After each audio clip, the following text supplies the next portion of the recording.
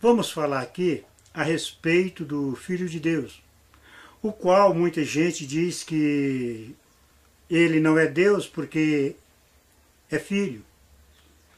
Quando Jesus diz que ele e o Pai são um, eles começam a debater e chegam a desmentir a palavra de Deus, dizendo que Jesus não pode ser o Pai, porque ele é filho. Até que há uma lógica. Mas muitos creem numa trindade, separando Pai, Filho e Espírito Santo, o que é lamentável, porque não se pode separar um Espírito, e Deus é Espírito. Entender dessa forma é menosprezar a grandiosidade de Deus. E tem um senhor Eli Soriano por aí que até fala que Jesus é um Deus menor, maior é o Pai. E o Espírito Santo é uma outra pessoa. Mas nós podemos ver no livro de Hebreus, capítulo 11, onde diz: pela fé entendemos que foi o universo criado pela palavra de Deus, aonde o visível veio a existir das coisas que não aparecem. E nisso nós temos que crer. Em Colossenses, fala que este é a imagem do Deus invisível, o primogênito de toda a criação. Pois nele foram criadas todas as coisas, que nos céus ou na terra, as visíveis, as invisíveis. Seja o trono, que a soberania, que a potestade, tudo foi criado por meio dele e para ele. Aqui há um duplo discernimento. No discernimento literal, todos olham para Cristo e chegam a achar até que ele esteve com Deus desde os tempos eternos. Pelo lado espiritual, nós temos que ir para João 1, que diz: antes era o Verbo, e o Verbo estava com Deus, e o Verbo era Deus. E o Verbo estava com Deus, e tudo que foi feito foi por intermédio do Verbo. Sem o Verbo, nada do que foi feito se fez. E entendendo que o Verbo é o mesmo que palavra, dá-se a entender que o Verbo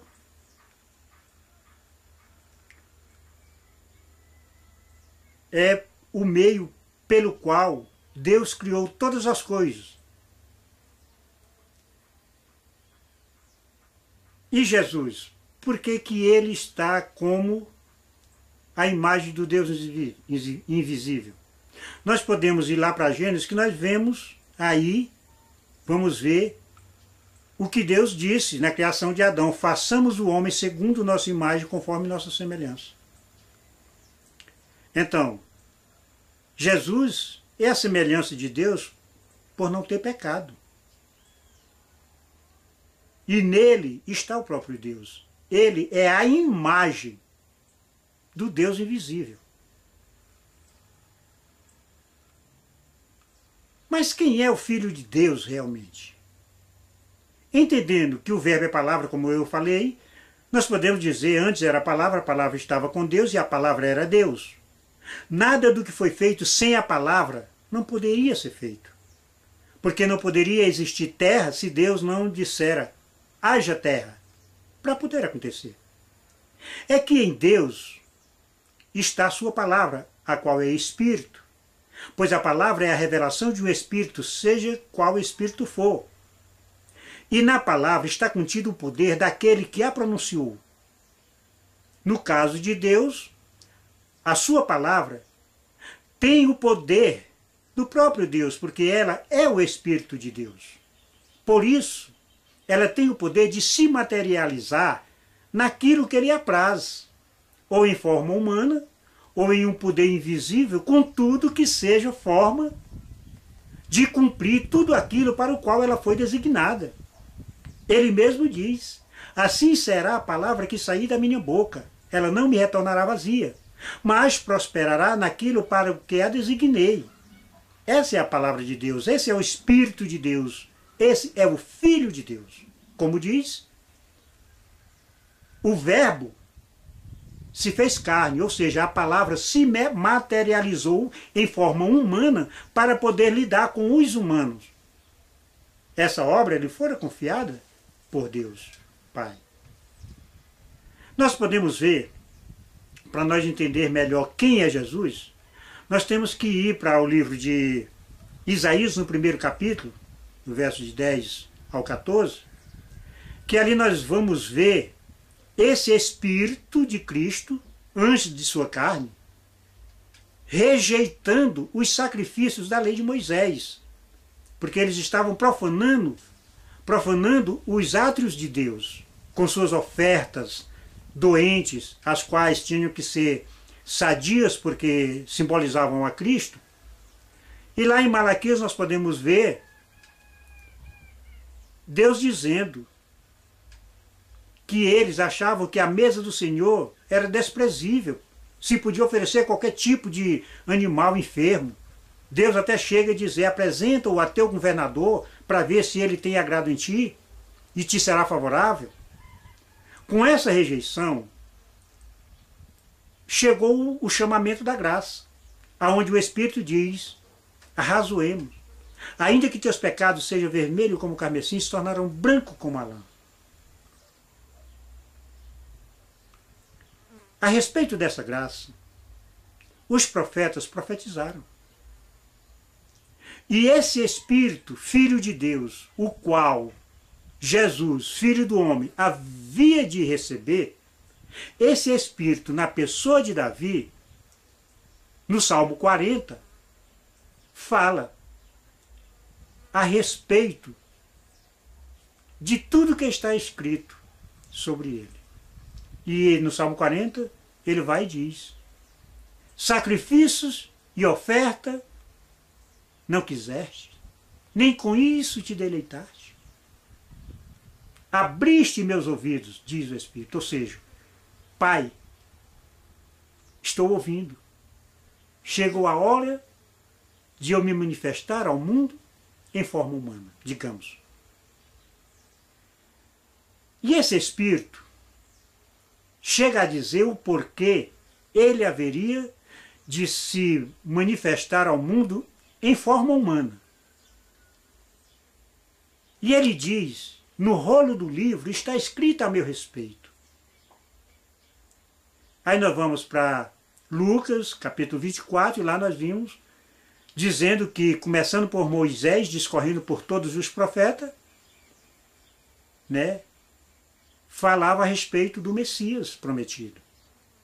É aqui, esse Espírito já está também falando, que nos pergaminhos, na época, estava falando tudo a respeito desse Espírito, desse Filho de Deus, que haveria de vir ao mundo. E agora ele diz o porquê teria que ser em forma humana. Se nós formos lá para Hebreus 10, verso 4, ele diz: porque é impossível que o sangue de touros e de bode remova pecado. Isso Deus já havia rejeitado lá no livro de Isaías, no capítulo 1. E aqui ele está dizendo: eu vim porque é impossível que o sangue de touros e bode remova pecado. Por isso, diz o Espírito, ao entrar no mundo, um corpo me formar-te. Veja aí o Espírito dizendo que ele era necessário lhe formar um corpo para a sua habitação, para que ele pudesse estar entre os humanos, para lidar face a face com a humanidade. Até porque não se pode sacrificar um espírito numa cruz, e nem ao menos ver a face de um espírito. Por isso ele disse: por isso, ao entrar no mundo, um corpo me formar-te para fazer a tua vontade, ó Deus meu. Dentro do meu coração está a tua lei. Só quem pode dizer isso é o Filho de Deus. E o que diz lá em João 1, no capítulo 1 diz: e o Verbo se fez carne e habitou entre nós. Ou seja, a palavra se materializou em Jesus, um corpo que lhe foi formado, para fazer a vontade daquele que a designou, para consumar essa grande obra que era a salvação do homem. para o Filho de Deus, o qual é Espírito, o qual é Palavra, se manifestar e salvar o homem, era necessário que ele se fizesse humano. Eis aí o corpo formado para ele, Jesus. Mas por que Jesus, filho do homem? É que Jesus foi criado, foi gerado no ventre de Maria pelo poder do Espírito Santo. Porque ele teria que nascer sem pecado para poder receber em si esse mesmo Espírito tempos depois. Ele não poderia nascer do pecado, ou seja, de uma relação sexual. Ele foi gerado pelo poder do Espírito Santo, já nasceu sem pecado, sendo aí filho de Deus. E sendo filho do homem por ter nascido de Maria. E desse corpo, Deus também já havia falado, lá em Ezequiel, quando ele diz: este é o meu servo, a quem sustenho, pus sobre ele o meu espírito.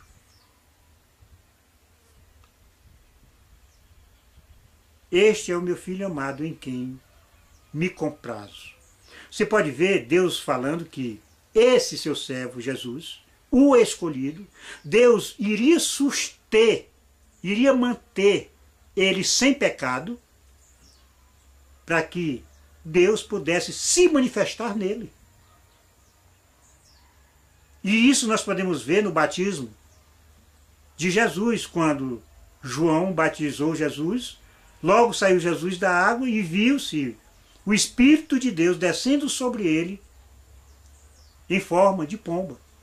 E uma voz dizia: este é meu filho amado, em quem me comprazo. Está aí se cumprindo a profecia desse mesmo Espírito. Porque todos os profetas falaram a respeito do Messias e queriam saber quando e como e em que circunstância ele viria. Foi necessário que o Espírito de Cristo que estava nos profetas lhe fizesse com que eles soubessem que essa salvação não era para eles, e sim para nós hoje. Está lá em 1 Pedro. E nós recebemos esta salvação. E Jesus, filho do homem, é filho de Deus por natureza, em quem nunca houve pecado, para poder ser glorificado com o Espírito do Pai, com a glória que esse Espírito teve junto ao Pai antes da fundação do mundo. Esse corpo não é um Deus à parte. Esse corpo é o corpo do Filho de Deus, o qual é Espírito. Esse Espírito, que é a palavra de Deus, precisaria se manifestar ao mundo em um corpo para fazer a vontade daquele que o enviou. Sendo ele mesmo, porque Deus é Espírito. Mas há pessoas que dizem: mas como pode Deus abandonar o seu trono e vir se manifestar aos homens como filho, sendo ele pai? Assim você está menosprezando o poder de Deus, porque Deus é onipresente. Ele pode estar em todos os cantos ao mesmo tempo. Não era necessário ele deixar o trono para poder estar aqui agora. Entenda que Deus preenche todo o universo. Ele está em todos e age por meio de todos. O que eu quero dizer, eu não quero dizer, estou dizendo, porque a palavra de Deus é quem confirma que o Espírito de Deus, o qual é sua palavra, é o seu Filho, o qual habitou em Jesus, como diz lá em Coríntios, e Deus estava em Cristo, reconciliando consigo o mundo. E é por isso que Jesus diz: eu e o Pai somos um, quem vê a mim vê o Pai, quem vê o Pai vê a mim. Como diz tu, mostra-nos o Pai. Ele falou para Tomé. É que Jesus, Filho, está com o Espírito do Pai, porque ele é carne e está com o Espírito do Pai. E o Pai, que é Espírito, está no Filho, que é carne. Por isso os dois são um. Jesus é apenas um corpo para Deus. Entendamos assim. Mas esse Filho do homem, Jesus, tinha que ser carne para que ele pudesse morrer, para que o Espírito de Deus, ou seja, Deus, pudesse o ressuscitá-lo dentre os mortos, para que todos que creiam nesta obra tenham a vida eterna. Todos que creem que Jesus é Filho de Deus pelo Espírito que recebeu, e que por esse Espírito ele foi ressuscitado dentre os mortos, todos terão o mesmo fim. Todo aquele que deixar o pecado e receber desse Espírito, ainda que morto, viverá. As Escrituras diz quem é que subiu aos céus, senão o que havia descido. Quando fala isso, todos olham para Jesus e chegam a achar que Jesus esteve junto a Deus desde a eternidade. Que Jesus, antes de se fazer carne aqui nesse mundo, já estava com Deus. Não. Quem estava com Deus sempre, de toda a eternidade, era o Espírito de Deus, era a palavra de Deus, a qual se fez carne para poder habitar entre nós. Ela sim, foi quem desceu dos céus e parava por sobre as águas do abismo. Isso nós vimos lá no primeiro capítulo de Gênesis. E o Espírito de Deus pairava por sobre as águas. Esse é o que desceu do céu. Ele já veio para consumar esta obra que lhe fora designada. E aí ele se fez carne, Deus formou um corpo para esse Espírito, esse corpo teria que morrer, sendo Filho de Deus, porque o Espírito que está nele é o próprio Deus, para que esse Espírito ressuscite-o dentre os mortos, para que isso sirva de testemunho diante de Deus. É que a obra de Deus não é apenas salvar o homem. Todos acham isso, que Deus, a grande obra, é salvar o homem. Não. A obra de Deus não é salvar o homem. Faz parte. O homem faz parte do plano de Deus. Mas o plano de Deus não é apenas salvar o homem. Se fosse, Deus poderia ter colocado Cristo lá no Éden, em vez de colocar Adão. E o pecado não entraria, estaria tudo resolvido. Mas não. Deus encerrou todos no pecado, para que todos precisem dele. E é esses a quem ele está aperfeiçoando, é quem vão completar a obra começada por Deus. Como ele diz, que esta é a obra que Deus estabeleceu em sua palavra antes dos tempos eternos, ou seja, em Jesus, porque Jesus é o corpo da palavra. Mas qual é a obra de Deus? A primeira obra de Deus é que todos creiam em Cristo. Essa é uma obra de Deus, não é sua. A obra de crer em Cristo não é sua. Ele mesmo diz, a obra de Deus é esta, que creias no seu Filho. Para que pelo seu Filho você seja aperfeiçoado para o desempenho dos seus serviços, o qual ele estabeleceu em sua palavra antes da fundação do mundo. É que a luta não é contra o sangue e a carne, e sim contra os principados e potestades nas regiões celestes. Essa obra é o homem que tem que fazer depois de aperfeiçoado. Ele tem que dar a conhecer a essa potestade a plenitude do Espírito de Deus, do amor de Deus. Essa é a obra de Deus. Ele está salvando quem ele quer, aperfeiçoá-los, esses santos, para o desempenho do seu serviço, que é pregar o Evangelho a toda criatura. Por quê? Toda criatura são trevas. Por natureza, filhos da ira por natureza. Estão mortos. E Deus está ressuscitando-os através de sua palavra, esses mortos em pecados. Você vai ser ressuscitado não é só depois que você morrer, não. Você tem que ser ressuscitado dentre os mortos agora. Como ele diz, levanta-te dentre os mortos e Cristo te iluminará. que é a palavra de Deus. Como Jesus diz, eu sou o caminho, a verdade e a vida. Ninguém vem ao Pai senão por mim. Por Jesus? Não. É que Jesus é a palavra. Por isso, a palavra é o caminho, a verdade e a vida. E ninguém vai a Deus se não for por intermédio desta palavra. É que Jesus está falando, porque Jesus é o próprio Deus. Quem está em Jesus é o próprio Deus. Jesus é um corpo. Por ter sido gerado por Deus, é filho de Deus. Por ter nascido de Maria, é filho de homem, é carne. Não é difícil de entender. É que os homens se apoiam em sabedoria humanas que aprenderam na universidade e ficam deturpando a palavra de Deus. Deus, o homem não pode compreendê-lo. Mas que o homem hoje só quer aceitar de Deus aquilo que eles acham que entendem. Aquilo que eles não entendem, eles não aceitam. Porque não tem lógica.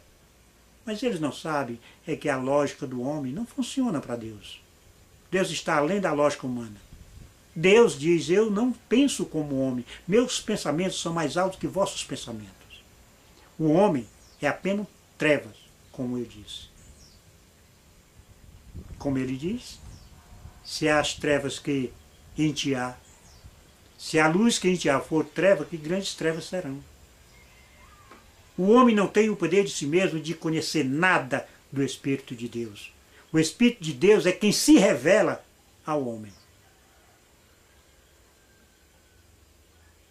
Então, não existe trindade. Existe um único Deus trabalhando de três maneiras diferentes, até para que o homem reconheça a sua grandiosidade, como ele diz, são três que dão testemunho no céu, o Pai, a Palavra e o Espírito Santo. Cadê Jesus?